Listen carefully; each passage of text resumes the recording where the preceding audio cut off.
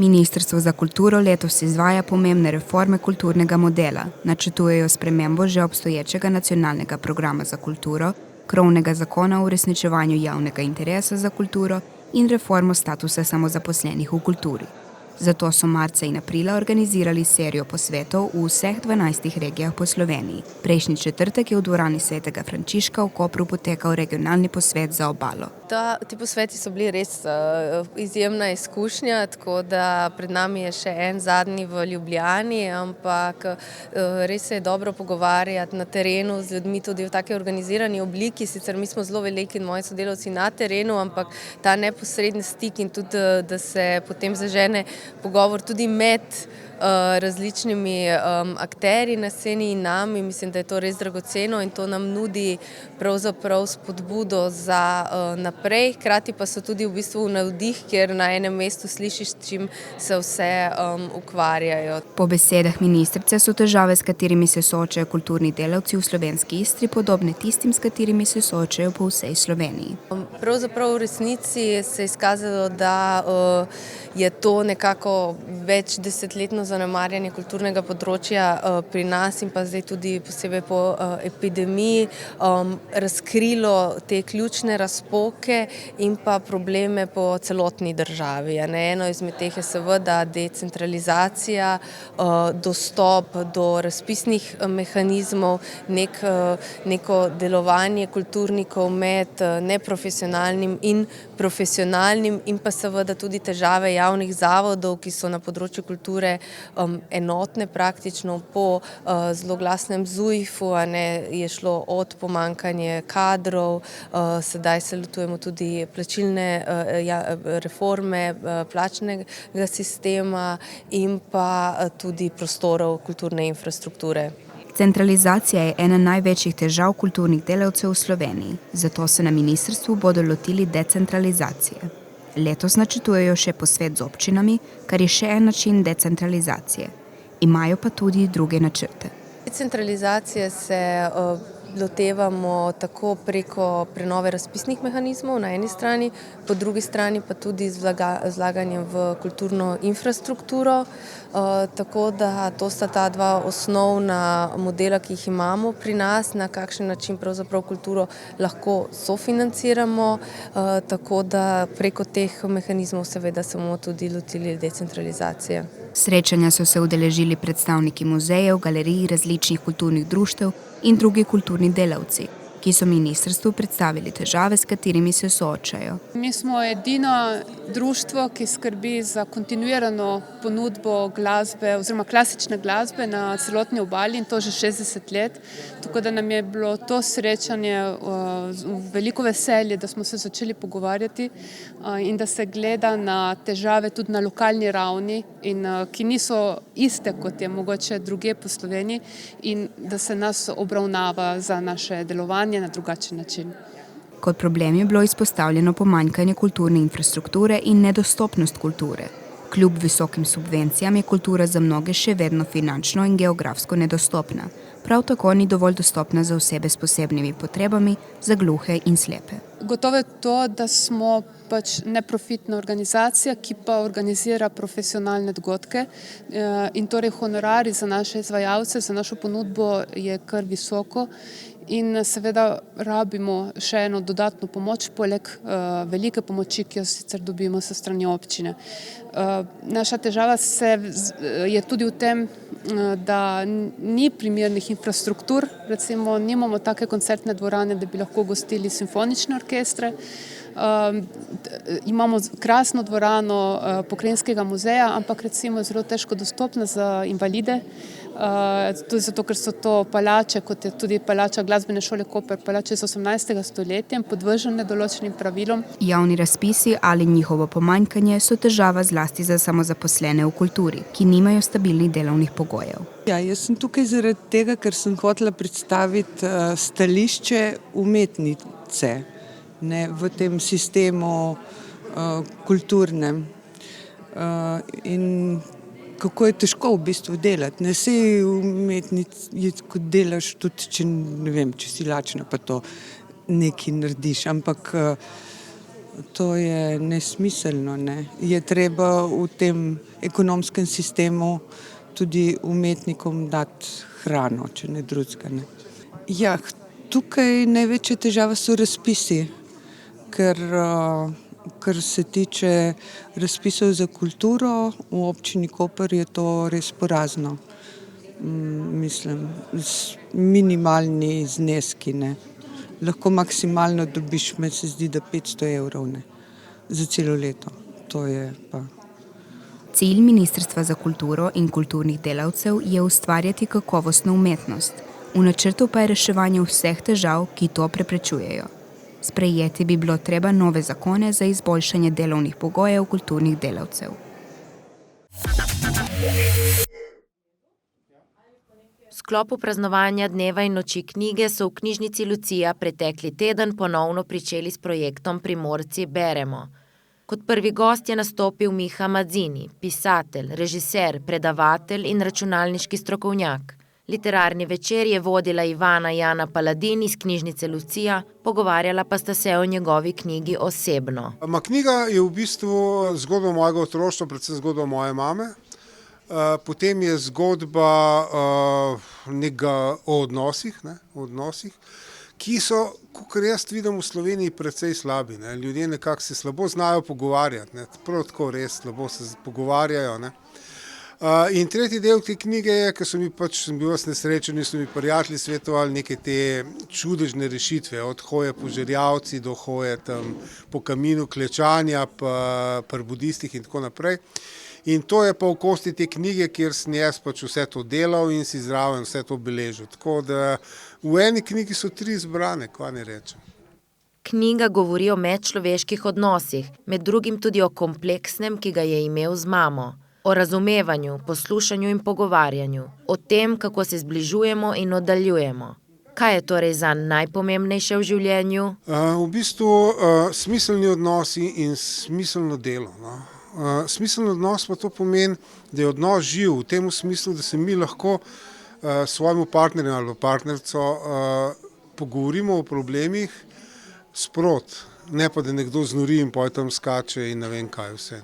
Se pravi, da se mi sprot pogovorimo, ko problem nastane in se zmenimo, ko pa kaj. In to je živ odnos. Smiselno delo je pa tudi težavno. Zakaj? Zato, ker po raziskavah antropoloških po celem svetu 60% ljudi smatra svojo službo ali pa svoje delo za nesmiselno. In pa se zdaj, če vi delate nesmiselno delo v službi in pridete domov in živite v nesmiselnem odnosu, se ne morete dobro počutiti. Ne morete se. Na vprašanje za 1 milijon evrov, kot se je sam pošalil, kako uspešno premagati omejujoče vzorce, hudomušno pove, da magičnega recepta za to žal ni. Pomaga pa, če opazimo, da nas na nekom drugem človeku nekaj ful živčira, ampak prav nervira nas totalno. Potem moramo preveriti, če to ni nekaj, kar nas pri nas samih to nervira. In če ugotovimo, da je to nekaj, kar bi radi odpravili, pa je verjetno lahko to tudi odpravimo. Ko se počuti najslabše, mu da največji zagon misel, da si kot pisatelj lahko reče, da bo to slabo uporabil v naslednji knjigi. Kaj pa jaz tem? Jaz zdaj nič tega velikega ne pripravljam, kar me že tako malo skrbi. Ampak delam pa konstantno. Tako, v bistvu sem se že natreniral, toliko sem že star, da zdaj je ustvarjalno delo del mojega življenja. Ne znam nehati. Osnovna šola Koper je bila prejšnji teden polna tudi v soboto. Od 11. do 20. ure je tam potekala konvencija Umiko, dogodek za vse ljubitelje japonske popularne kulture in umetnosti, ki jo organizira kulturno društvo Umiko. Društvo je bilo uradno ustanovljeno leta 2011 kot društvo Animov Izola. Od leta 2013 organizirajo konvencije Anime Izola. Leta 2022 pa se je konvencija preselila v Koper, kjer je potekala prva konvencija Umiko. To je v bistvu dogodek, ki združuje vse ljubitelje japonske pop kulture, torej vse, ki jih zanimajo anime, mange, cosplay, videoigre in pa sodobne družabne igre.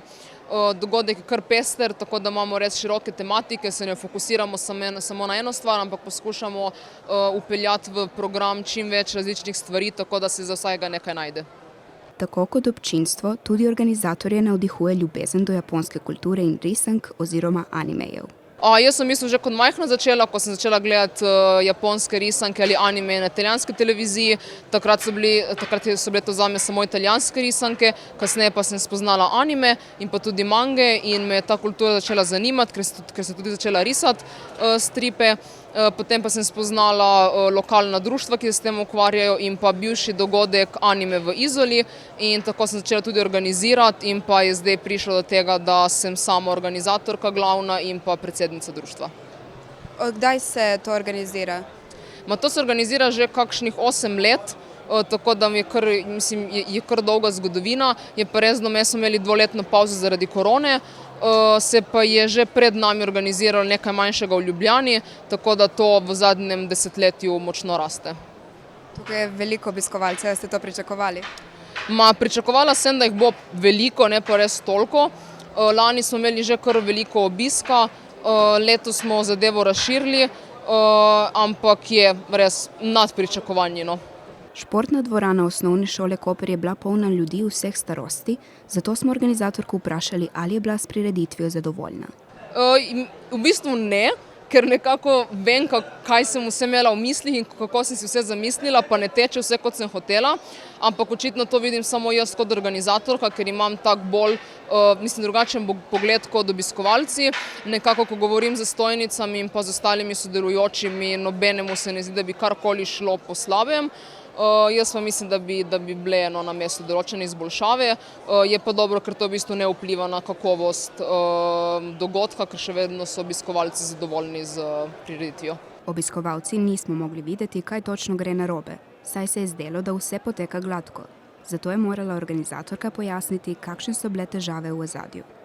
Po mojem infotočke in prodaja kart, v bistvu imamo letos davčno blagajno in lahko plačujejo z kartico ljudje, ampak ker jaz nisem aktivirala računa, so lahko plačali samo do 500 evrov in več kot toliko v bistvu prek kartic ne moreš plačevati zaradi Fursa, tako to sem jaz malo prepozno naredila in pa akreditacije, te so tudi premalo smo jih v bistvu naročili, tako da niso imeli vsi akreditacije in zdaj so mi sporočili, da smo mogoče premalo zapestnic naročili, ker jih malo zmanjkuje.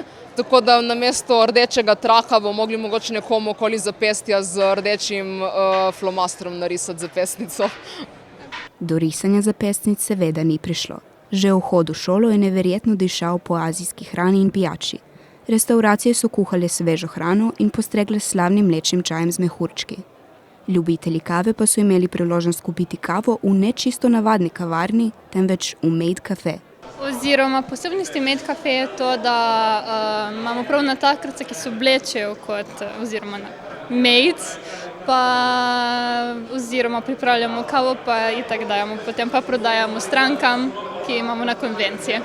No, zdaj to danes imamo tako na takšen način, ampak ponavadi na Made Cafeju imaš prav kot navadni bar, sam posebnost je, da natakarce oblečeno na takšen način. To ni bila njena prva konvencija japonske kulture, saj se jih je začela udeleževati leta 2016, vendar je na njej prvič sodelovala. Ja, že od leta 2017, ampak malček bolj resno sem začela 2020. In kaj te privlači k tej kulturi in vse? Oziroma, ne vem, že ko sem bila mlajša, mi je bilo všeč, sem komaj čakala na maškare, na Halloween, da bi se preoblekla v bilo katerem liku. Pa ko sem izvedela, da lahko se preoblačim kadar hočem na konvencijah in lahko sem bilo kaj, to me je še privlačilo. In to oziroma tudi, ko sem bila mlajša, sem gledala italijanske risanke, ki so imeli anime in to nekako me je influenciralo, bomo rekli. Program dogodka je bil pester. Začeli smo z obiskom dela z družabnimi igrami. Poleg številnih stojnic, na katerih so obiskovalci lahko kupili različne namizne igre in zbirateljske karte, so bile na voljo tudi mize za igranje. Ena največjih uspešnic je bila igra Dungeons & Dragons, kjer so se obiskovalci lahko prijavili za hitre seanse. Mi tu propagiramo vseslovenski gaming community oziroma bolj nasplošno Dungeons & Dragons. Smo prostovoljno društvo Amulet 20, delamo na tem, da bi se čim bolj razširili, da bi čim več ljudi prišlo notri, da bi se povezali med sabo in da bi nasplošno razširili to kulturo, ki še ni tako popularna pri nas. Organiziramo večkrat igranje Dungeons & Dragons, to ga imamo tako v Kopru, v baru Ghetto Something, kot tudi po celi Sloveniji. Imamo tudi odprte igre v Ljubljani, Mariboru, Kranju, Krškem. in tudi prek spleta na spletnem serverju Discord Krčma. Definitivno, danes smo imeli pripravljene odprte igre, torej krajše enourne scenarije, ki so jih vodili naši prijatelji kot Dungeon Masteri. Ljudje, ki so pa prišli na sejem, so se lahko prijavili in dali v fantazijski svet za krajšo uro in dobili malo občutek, kako to izgleda, kaj je, kaj ni. Poleg tega smo imeli še organizirano barvanje figur za namizne igre. Barve imamo tu, imamo ljudi, ki pač printajo te figurce in to potem uporabljamo za vse splošne namene. Barvanje figuric je privabilo ustvarjalce vseh starosti. Danes delam ene skulpture. Sem delala 5 do zdaj. Kaj nam pokažeš, kaj si obarvala? Sem barvala ta, potem ta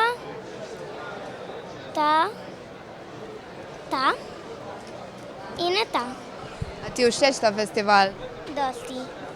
Na stojnici so predstavili tudi slovensko namizno igro Eldfall Chronicles. Torej sem en od ustvarjalcev oziroma developerjev Eldfall Chronicles. To je prvi slovenski wargame. 2020 smo bili na Kickstarterju, uspešno foundali, zdaj smo tudi v retailu. Se pa že pripravlja nov Kickstarter, gremo junija letos. Bomo pa dodali še Dungeon Crawl variacijo, tako da gremo v bistvu še malo bližje k tradicionalnim board gamerjem. Bota pa oba sistema komplementarna, tako da se lahko z istimi figurami igra obe variacije. V bistvu je wargame, skirmish, tako da nimaš zelo veliko figur, ponavadi se igra s 3 ali pa 4 figurami. Trenutno so 4 factione available, si zbereš svojo fakcijo, narediš svoj band, svoj party vojakov oziroma adventurerjev, pa v bistvu se premikaš po fieldu. Vsak karakter ima svoj profil, tako da veš, v čem je dober, v čem je slab. Pa recimo zanimivost našega sistema je, da karkoli ti narediš, ima nasprotnik opcijo reagirati na to. Tako da skozi drži oba playerja dosti engaged, jih prisili, da morajo sprejemati neke odločitve. Je pa tudi tako relativno kratek iger, ponovadi v eni urci odigraš, tako da če je kdo zelo kompetitiv, je ponovadi še čas, da se revanša odigra. Ker so razvijalci sami ljubitelji iger, so zlahka našli navdih za ustvarjanje lastne igre. Cela ekipa smo tako rekoč geeki, tako da se že od majhnega igramo igre. Veliko je tudi painterjev, ki so se že prej ukvarjali tudi z barvanjem figuric pa tako naprej. Tako da v bistvu nam bi bil največji cilj narediti nekaj, v čemer bi tudi mi uživali in nam je ratalo pa tudi še malo širšo publiko zajeti, da smo najdali tudi občinstvo, kako se reče. Organizatorji niso pozabili na igralce videoiger, ki so bili v gaming kotičku skoraj ves čas konvencije. Potekala so tekmovanja za 3 videoigre: JoJo's Bizarre Adventure, All-Star Battle R, Crash Team Racing in Street Fighter. Zakaj si prišel tukaj? Sto igram pretepaško igrico Street Fighter 5. Ja, samo zaradi tega in za vse še ostale dogodke, anime in umetnost, risanke in te japonske. A si pričakoval, da boš zmagal Street Fighter? Ne, sem prvi samo zato, da igram, zato da imamo skupino pretepaških iger. Obiskali smo tudi del, kjer so ljudje preizkušali brezplačna očala za gledanje virtualne resničnosti. Imeli so priložnost vstopiti v svet igre, zato ta kotiček dvorane ni bil najbolj varen za sprehod, saj se igralci niso zavedali svoje okolice. Tukaj smo zato, ker radi imamo, da smo znotraj skupnosti, kot so Umiko, ki organizira različne dogodke okoli anime-ja. Vidimo, da je povpraševanje za take izdelke. Ljudje imajo radi videoigre, filme in tukaj tudi pridejo kupovati take izdelke. Damo priložnost, da lahko brezplačno sprobajo VR očala, kot so Quest 2, igrajo igre, doživijo svetove, ki jih ne morejo drugje. Glavni del in zagotovo najbolj pester del konvencije so predstavljali cosplayerji. Beseda cosplay izhaja iz besed costume in play in je uprizoritvena umetnost, pri kateri udeleženci, ki se imenujejo cosplayerji, nosijo kostume in dodatke, s katerimi predstavljajo določene like, najbolj pogosto iz svojih najljubših animejev. Res je fajn biti na konvenčnih, ker najdeš ljudi, ki imajo iste interese kot ti in je res just amazing. Cosplayanje, ne vem, lahko nekako ekspresam myself, na en drug način. In ja, to mi je pač amazing glede cosplaya in full enjoyam cosplayanje. Ja, lahko se pridružim njenemu komentarju. Drugače pa ja, že anime gledamo od malih nog sicer sem začela na nemških kanalih gledati v nemškem jeziku, tam sem spoznala prve animeje, Sailor Moon pa Inuyasha pa Lady Georgie, Lady Oscar, še kar nekvar. In od tam naprej, od osnovne šole me je navdušilo to anime. Da bi bile zadeve še bolj zanimive, je bilo tekmovanje za najboljši cosplay namenjeno tistim, ki so svoje kostume naredili sami. Kostumi so morali predstavljati like iz animejev, mang, videoiger, serij ali filmov. Kostumi resničnih znanih osebnosti pa niso bili dovoljeni. Mene je najbolj pritegnilo ta ustvarjalnost, izdelava kostumov, naj bo to recimo, da vzameš že, ne vem, kupljen kos oblačila in potem ga, ne vem, recimo predelaš, tako kot sem naredila z mojo jakno in džinsom, ki sem ga v bistvu pač potrgala, prebarvala iz sivega na oranžno in to, tako da, ali pa čisto, da greš v smer, da res narediš vse sam, torej da že pač izšivanja do, ne vem, lasulje sam oblikuješ, kot smo videli pri kakšnih drugih, do, ne vem, kakšnega, pač česarkoli, kar je tako pač umetnost, ustvarjanje in to, pač to me najbolj privlači, recimo pri temu.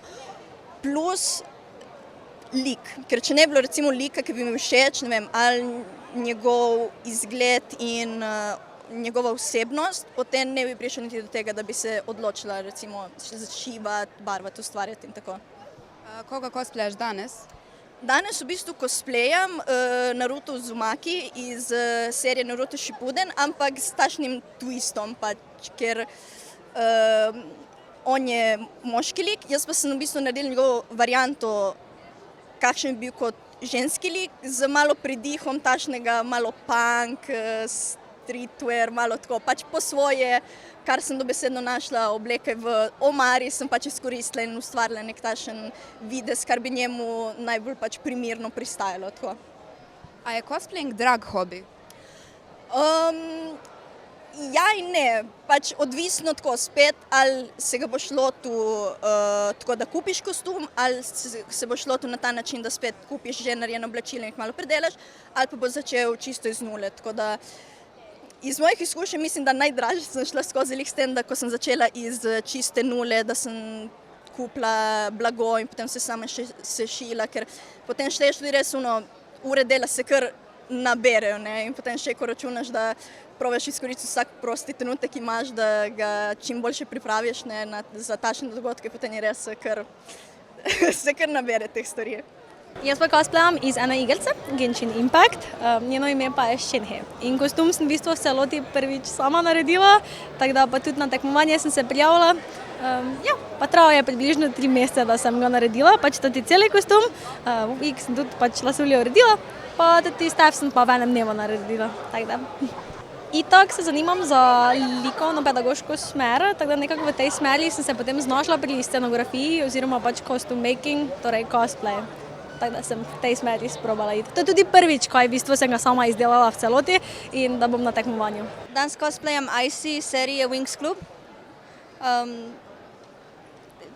Childhood, pač favorite character in sem rekla letos, da ga pač dam v realnost, da sem svoj najljubši zlikovec iz otroštva, pa da malo budim tudi ostalim mogoče spomine iz otroštva s tem. In kdo je tvoj prijatelj? To je Pepe, ki v seriji ga Icy dobi kot darilo od Wingseeds in se mi je zdela ful smešna ideja, da ga s sabo vzamem danes tudi tako za nastop, pa da ga imam s sabo. A si sama naredila kostum? Ja, vse sem naredila sama, tole mi je pa naredila prijateljica. Nekateri liki iz sveta Dungeons & Dragons so zapustili igravni del in prišli na tekmovanje v cosplayu. Cosplayam Stradvan Zarović iz namizne igre D&D ali Dungeons & Dragons. Pač ja, kadar se tiče karakterja, je najboljše, da greš pač v celoti v karakter, torej tudi z make-upom, ki lahko pač dodatno še poda to iluzijo, da jaz sem ta karakter, zdaj to sem, kar sem. Ne. Kar se pa tiče samega make-upa, ko dolgo je trajalo, približno 20 minut, ker sem že tudi nekaj kar časa že izkušena in delam to že kar dolgo cajta. Predstavili so se tudi liki iz videoiger. Koga cosplayaš danes? Killjoy iz igrice Valorant.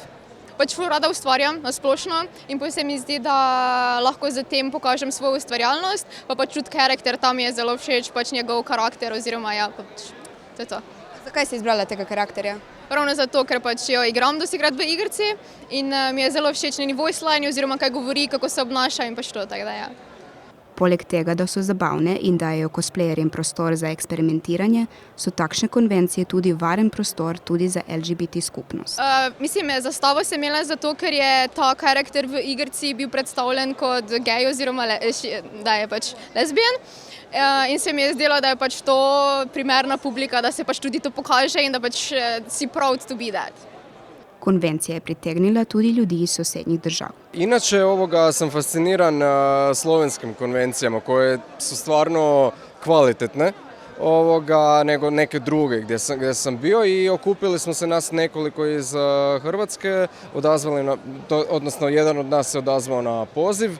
Mi smo sjeli skupa u auto i eto, neki su se prijavili na natjecanje, upoznali smo puno drugih još kreativnih cosplayera i da, to je to. Nadam se da ovakvih evenata bude više.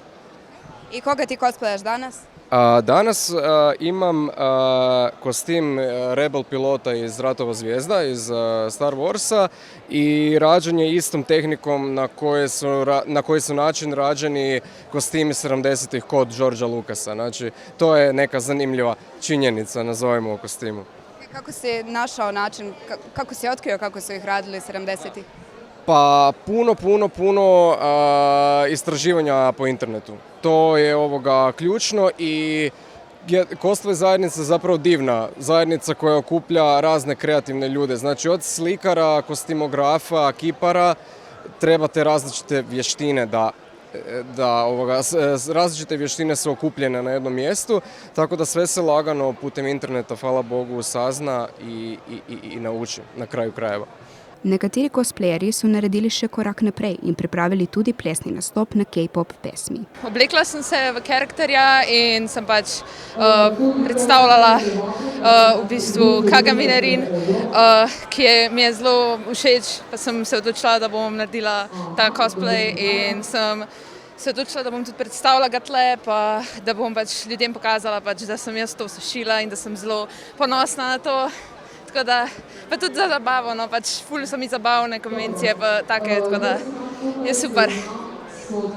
Mislim, približno enako je. Oblekel sem se kot en karakter, na katerega ful relatam, pa ki je tako prišlo, da sta ta karakterja povezana, mislim, moj karakter pa karakter od Mari, sva se odločila, da bova nastopila eno njuno skupno pesem, ki je šlo kar dober.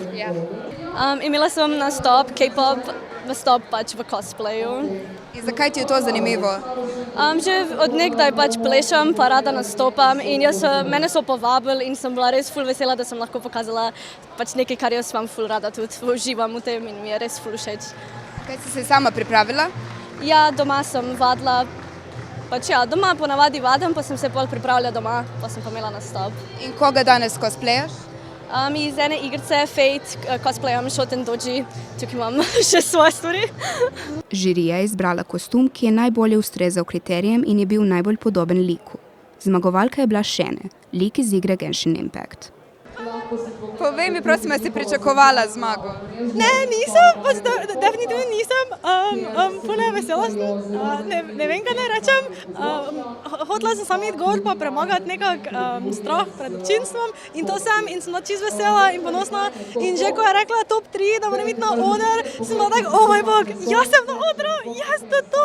Pa sem bila tak, tretje mesto, ok, vredo, super, bravo, pa imamo za prvo, pa sem tak, ne. In ko rekla ime, ne, jaz ne, pač, ja, puno happy, puno vesela. Japonska je znana tudi po borilnih veščinah. Fantje iz športnega društva samurajskega mečevanja so uprizorili veščine samurajskega mečevanja.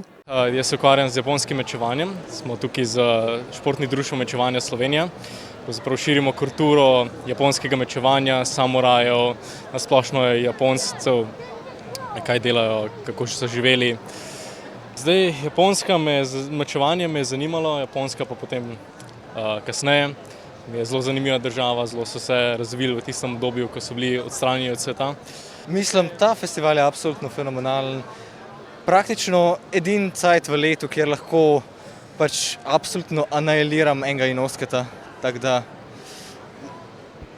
fenomenalno. Borilni veščini se sicer reče jaijutsu.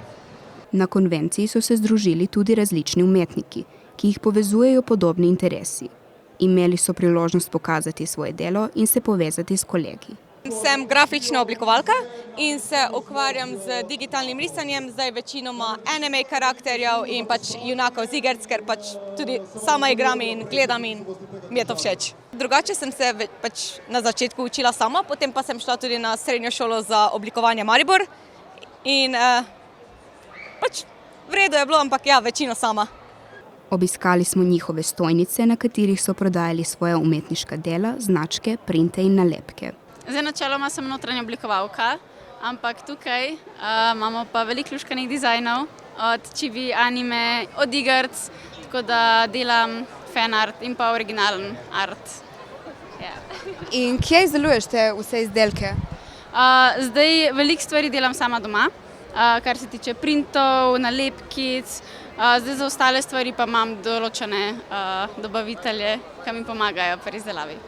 Dogodek je bil namenjen povezovanju z ljudmi s podobnimi interesi in iz istih fandomov. V bistvu pač zdaj trenutno delam največ nekega fanarta, torej pač različnih animejev, iger, tudi live actiona, nekaj pač res vse, pač, ker gledam tudi sama vse pač te anime in mi je zanimivo za to glih delati ta art, pa potem tudi, ko pridem na konvencije recimo, mi je zelo zanimivo pa se fajn pogovarjati z ljudmi, ki pač tudi so gledali te pač stvari in se potem lahko na tak način tudi povežemo. Na konvencijo so bili povabljeni tudi tetovatorji. Prodajali so nalepke in začasne tetovaže.